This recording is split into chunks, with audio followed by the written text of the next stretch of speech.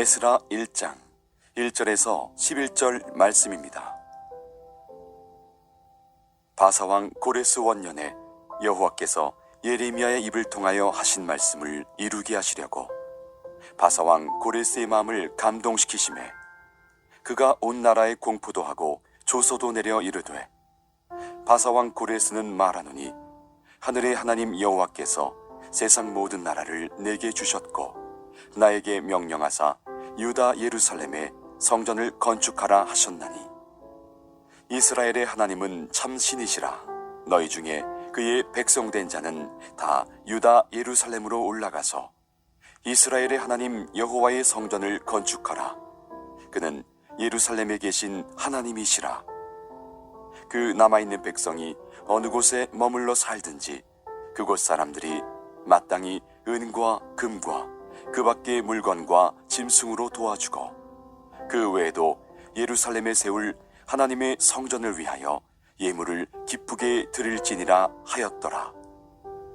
이에 유다와 베냐민 족장들과 제사장들과 레위 사람들과 그 마음이 하나님께 감동을 받고 올라가서 예루살렘에 여호와의 성전을 건축하고자 하는 자가 다 일어나니, 그 사면 사람들이 은그릇과 금과 물품들과 짐승과 보물로 돕고 그 외에도 예물을 기쁘게 드렸더라.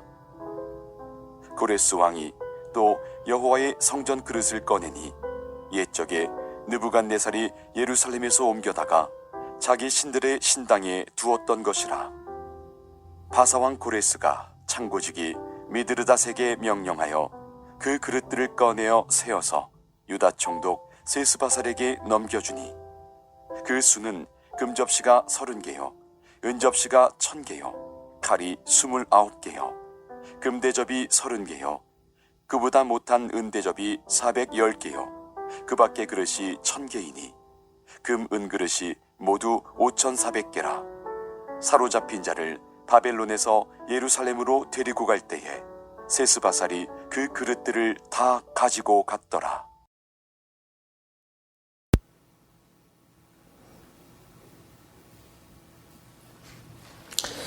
우리가 오늘부터 에스라서를 이제 공부하게 되었는데요. 에스라서를 이해를 하려면은 이스라엘 역사를 우리가 잠시 들여다봐야 합니다. 하나님께서는 처음부터 이스라엘에 왕을 세우려고 하셨습니다.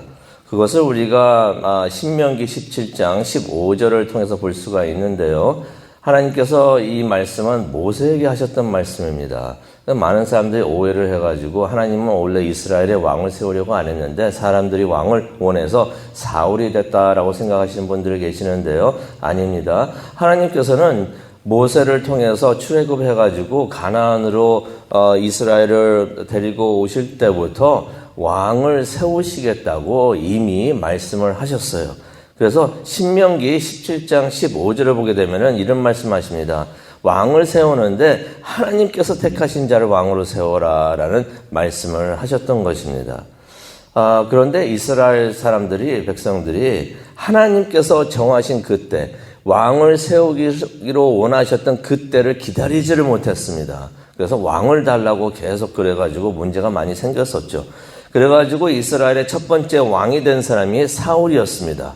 근데 문제는 사울은 하나님께서는 하나님이 택하신 사람을 세워라라고 했는데 사울은 하나님이 택하신 사람이 아니었던 것이에요. 그래서 우리가 생각을 해봅니다. 우리가 원하는 것들이 있는데 원하는 것들이 있고 그것을 언제 원하는 마음이 있습니다. 하나님, 우리가 항상 기도할 때 그러죠. 지금 당장 주십시오라고 많이 기도를 합니다. 하나님 뭘 원하는데 지금 주시옵소서. 기다리지를 못해요. 지금 당장 주시옵소서. 지금 주지 않으시면 왜 이러십니까 하면서 원망도 하고 그러는데 이걸 우리가 한번 생각해 볼 수가 있어요. 우리가 원하는 것을 우리가 원할 때 그것을 갖게 되면은 어쩔 때는 그것이 우리에게 독이 될 수 있다라는 것을 우리가 이스라엘 역사를 통해서 우리가 볼 수가 있습니다. 사울은 좋은 왕이 아니었습니다. 그래서 다윗이 그를 이어서 왕이 되는데요. 다윗이 우리가 역사를 보게 되면 하나님께서 처음부터 원하셨던 왕이 다윗이었던 것을 우리가 알게 됩니다. 다윗은 하나님의 마음에 꼭 드는, 쏙 드는 그런 사람이었던 것이에요. 하나님의 마음에 합한 사람이었던 것입니다. 근데 이제 다윗이 왕이 돼서 이제 이스라엘을 다스렸는데 너무나 좋은 시간을 보냈었죠. 근데 문제가 있었습니다. 문제가 뭐였냐면 그의 아들이었습니다. 그의 후계자. 후계자가 누구였죠? 다 아시다시피 솔로몬이었죠. 솔로몬이었는데 이 솔로몬이 많이들 좋은 왕이라고 생각을 하지만은 제가 생각하기에는 이 이스라엘 왕들 중에서 최악의 왕이 아니었는가. 뭐 아합도 있고 뭐 안 좋은 왕도 있지만은 가장 큰 잘못을 한 사람이 솔로몬이 아니었는가 그렇게 생각을 합니다. 알면서도 그랬거든요. 몰라서 그런 것도 아니고 알면서 그랬는데 솔로몬의 잘못이 무엇이었는가? 하나님의 말씀을 어깁니다. 하나님이 하지 말라는 것을 하는데요. 그 중에 하나가 뭐였냐면은 우상 숭배하는 민족의 여인들과 혼인을 합니다. 이게 정치적으로 그래서 우리가 정치를 하면 안 돼요. 머리를 굴려가지고 이렇게 하면은 평화가 있겠다 싶어가지고 주위에 있는 주변 나라 여인들, 근데 우상 숭배하는 민족의 여인들이었거든요. 하나님께서 그렇게 하지 말라고 그랬는데 그것 말씀을 어깁니다. 이제 머리 쓴다고 이제 생각을 했겠죠. 지혜롭게 하는 것이다. 내가 머리가 좋은데 이렇게 하는 것이 지혜로운 것이다. 이렇게 생각하면서 이렇게 했을 것 같습니다. 근데 문제가 뭐였습니까? 우상 숭배하는 여인들을 아내로 받아들이니까 아내 말을 따릅니다. 그래가지고 이스라엘에 우상이 들어오기 시작을 합니다. 별의별 우상들이 다 들어옵니다. 그래가지고 결국 이스라엘이 우상을 숭배하는 나라로 그렇게 변하게 됩니다. 그것 때문에 어떻게 보면 솔로몬 때문입니다. 솔로몬 때문에 나라가 두 개로 갈라집니다. 아시다시피 북쪽은 이스라엘, 남쪽은 유다가 되는데요. 북왕국 이스라엘은 처음부터 첫 왕부터 우상을 숭배를 했습니다. 엘리야가 있었고 엘리사가 사역을 했었어도 그들이 하나님의 말씀을 듣지를 않습니다. 하나님의 말씀이 이렇다 하고 하는데도 듣지를 않아요. 결국 아시리아에게 멸망을 당합니다. 남왕국 유다는 어떻습니까? 좋은 왕들이 많이 있었습니다. 히스기야도 있었고 요시야도 있었고 그랬는데 결국 우상을 섬기면서 바벨론에게 멸망을 당했던 것입니다. 근데 요시야 왕 때 선지자 에레미야가 예언을 합니다. 무슨 예언이었냐면은 너희들이 바벨론에 70년간 포로 생활을 할 것이고 그 후에는 하나님께서 다시 너희들을 고향 예루살렘으로 데려오실 것이다 라는 그러한 예언을 합니다. 그것이 에레미야 29장 10절에 나와 있습니다. 우리가 좋아하는 말씀 중에 하나인데요. 에레미야 29장 10절에 보면은 이런 예언의 말씀하십니다. 바벨론에서 70년이 차면 내가 너희를 돌보고 나의 선한 말을 너희에게 성취하여 약속을 지키시자는 말씀이죠. 약속을 지키셔가지고 이 성취하여 내가 선한 말을 너희에게 성취하여 이 말은 무슨 말이냐면 그게 바로 에스라 1장이 되는 것입니다. 그 약속을 성취하여 너희를 이곳으로 돌아오게 하리라 라는 예언의 말씀을 하셨습니다. 그러면서 11절에 보면은 너희를 향한 나의 생각을 내가 하노니 내가 너희를 이렇게 포로 생활하게 하는 것은 너희를 힘들게 하고 쓰러뜨리고 멸망시키려고 하는 것이 아니다 라고 말씀하시죠. 너희에게 미래와 희망을 주는 것이다 라고 말씀을 하십니다. 그래서 우리가 당장 보는 고난과 시련과 어려움 거기에 너무 실망하지 않기를 바랍니다. 하나님께서는 우리를 멸망시키시고 쓰러뜨리시려고 하시는 것이 아니라 우리에게 미래와 희망을 주시기 위해서 때로는 우리를 훈련도 시키시고 또 우리에게 그러한 고난의 길을 가게도 해 주시는 것입니다. 그러면서 12절에 그런 말씀하시죠. 에레미야 29장 12절 보면은 너희가 내게 부르짖으며 내게 와서 기도하면 그래서 오늘 아침에도 우리가 기도를 합니다. 하나님께서 그러십니다. 내게 와서 내게 부르짖으면 기도를 하면은 내가 너희의 기도를 들을 것이다. 믿으십니까? 우리가 기도할 때 하나님께서 들으실 줄로 믿습니다. 그거를 믿는 사람들은 기도를 하고요. 믿지 않는 사람들은 기도를 안 합니다. 기도할 이유를 못 찾는 거죠. 13절에 보니까 또 하나님께서 이런 말씀하십니다. 너희가 온 마음으로 나를 구하면. 근데 기도를 해야 되는데 이게 조건이 있습니다. 이게 온 마음으로 해야지 건성으로 그냥 하면은 마음 없이 하면은 요즘에 한국에서 그런 말 하죠. 영혼 없이 말을 한다라고 하는데 그런 식으로 하면은 이게 안 이루어지는데 온 마음으로 하나님을 구하면은 하나님께서 이런 말씀하십니다. 나를 찾을 것이요 나를 만나리라. 오늘 이 아침 말씀을 묵상하시면서 이제 기도하는 시간을 갖겠는데 그럴 때 하나님을 만나시는 귀한 시간이 있기를 간절히 축원합니다.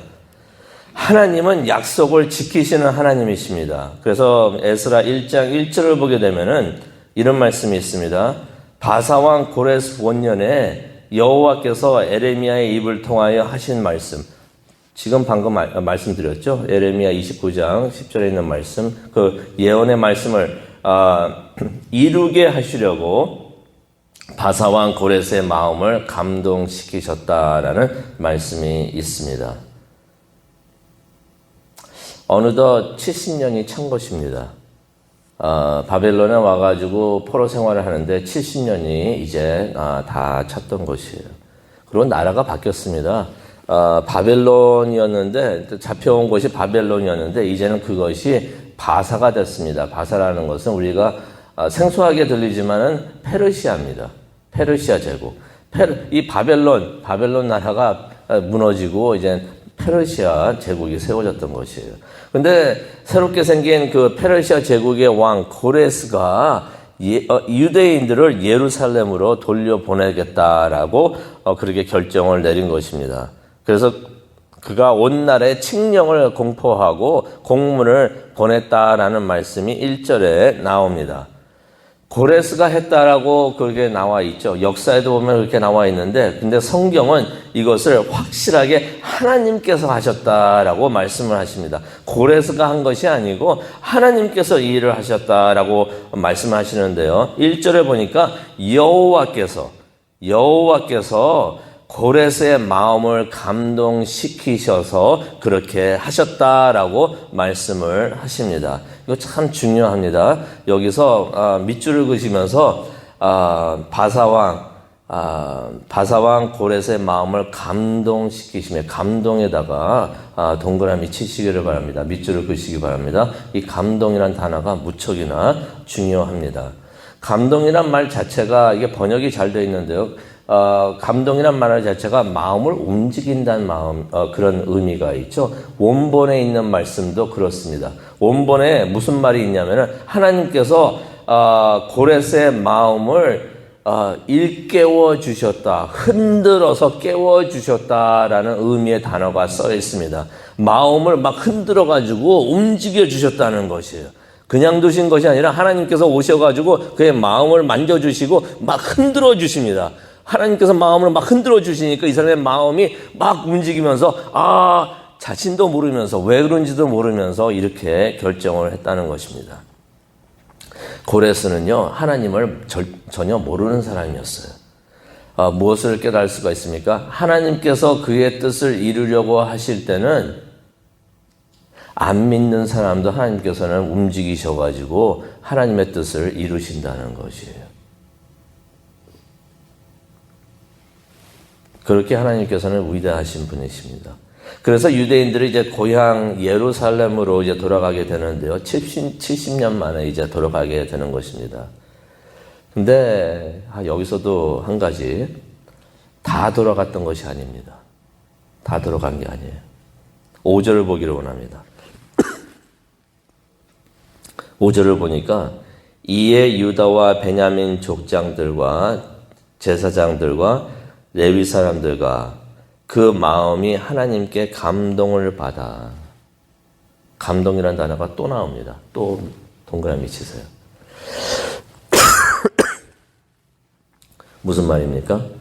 하나님으로부터 감동을 받은 사람들만 돌아갔다는 것입니다. 돌아가는 이유가 예루살렘 성전 재건축이었습니다. 무너진 성전을, 하나님의 성전을 건축하는 일인데 이 일을 누가 했는가? 하나님의 감동을 받은 사람들이 가서 했다는 것입니다. 모든 유대인들이 가서 한 것이 아니고요. 하나님께서 마음을 움직여준 사람들만 움직여서 이주를 해가지고 그 먼 길을 가서 예루살렘에 돌아가서 하나님의 성전을 다시 지었다는 것입니다. 많은 사람들 중에서 하나님께서 마음을 움직여준 사람들만 예루살렘에 돌아갔다는 것입니다. 성령이 마음을 움직여준 사람들만 예루살렘에 돌아가서 하나님의 성전을 재건축을 했다는 것입니다. 하나님의 성전을 건축하는 일, 하나님의 교회를 세우는 일, 하나님의 교회를 만들어가는 일, 성경에서 가르쳐 주십니다. 하나님께서 마음을 움직여준 사람들만을 통해서 하나님께서 일을 하신다는 것입니다. 하나님께서 마음을 움직여주지 않으시면요, 아무리 좋은 일이라도 안 합니다. 하나님께서 이렇게 움직여주는 사람들이 돌아가서 예루살렘의 성전을 재건축하는데요. 우리가 뭘 알 수가 있습니까? 하나님께서는 그가 사용하는 사람들의 마음을 흔들어 일깨워 주시고 움직여 주신다는 것입니다. 우리가 이 말씀을 보면서 오늘 기도하는 시간을 갖기를 원하는데요. 우리가 기도를 하면서 이런 기도를 했으면 좋겠습니다. 하나님께서는 오늘도 하나님의 일을 하고 계시는 줄로 믿습니다. 이 오래전에만 하나님께서 일을 하신 게 아니에요. 지금도 하나님의 일을 하고 계시는데 그 일을 하기 위해서 어떠한 사람들을 사용하여 주시는가? 하나님께서 마음을 움직여주는 사람들. 그 사람들이 움직입니다. 그 사람들이 깨어나고 그들이 감동을 받아서 하나님께서 하시는 일을 보고 하나님께서 하시는 그 일에 동참을 하는 줄로 믿습니다. 우리가 기도하기를 원합니다. 하나님, 우리가 그런 사람 되게 하여 주시옵소서. 성령 충만하게 하여 주셔서 우리의 마음을 움직여 주시옵소서. 말씀을 읽으면서 하나님의 말씀에 감동을 받아서 하나님께서 이끄시는 대로 움직일 수 있는 그런 사람들 되게 하여 주시옵소서. 그래서 하나님의 일을 하게 하여 주시고 하나님의 뜻을 이루고 하나님의 마음을 시원하게 해드릴 수 있는 그런 하나님이 원하시는 사람들 되게 하여 주시옵소서. 이런 기도를 하나님께 올려드리고 또 하나님께서 오셔서 우리의 마음을 감동시켜 주시는 귀한 기도하는 시간이 되기를 원합니다. 이것을 위해서 기도할 때 성령님께서 함께 해 주실 줄로 믿습니다. 감사합니다. 이것을 위해서 기도하겠는데요. 우리 다 함께 기도하도록 하겠습니다. 사랑과는 충만하신 하나님 아버지, 감사합니다. 우리의 마음이 움직이는 것, 그 성령님께서 하시는 것인 것을 다시 한번 우리에게 상기시켜 주시니 정말로 감사합니다. 그렇습니다. 창세기부터 요한계시록까지 하나님께서 하나님의 일을 하실 때는 하나님께서 택하신 사람들, 하나님께서 마음을 움직여 주시는, 감동시켜서 움직여 주는 사람들을 통해서 일하신 것을 우리가 봅니다. 성경을 읽습니다. 그 읽은 대로 우리의 몸과 마음이 움직일 수 있도록 하게 하여 주시옵소서. 그래서 하나님의 뜻을 이루고 하나님 말씀에 순종하면서 하나님을 따라가는 그런 하나님의 백성들 될 수 있도록, 하나님의 교회 될 수 있도록 하나님 은혜 내려 주시옵소서. 감사합니다. 예수님의 이름으로 기도합니다. 아멘.